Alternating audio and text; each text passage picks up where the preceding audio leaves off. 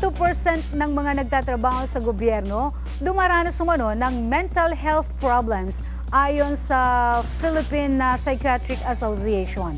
Si Bel Surara sa detalye.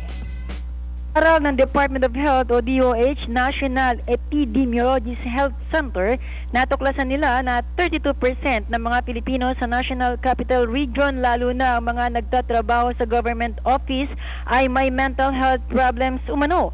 Kabilang sa top mental health problems na nararanasan ng mga Pilipino sa kasalukuyan ay anxiety and phobias, pag-aabuso ng alcohol drinks at depresyon. Sinabi ni Dr. Eduardo Tolentino ng Philippine Psychiatric Association na ang ganitong emosyon ay hindi dapat na binabaliwala.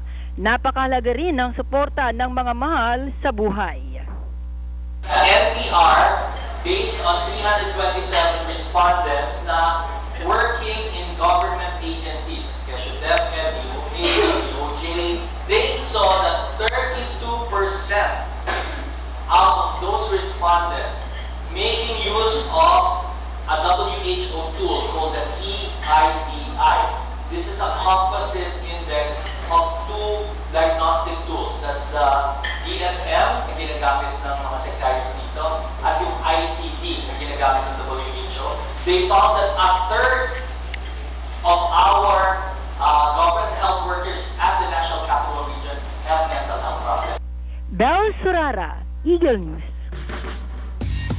Sa balitang sports, Tagisan ng lahas, patalasan ng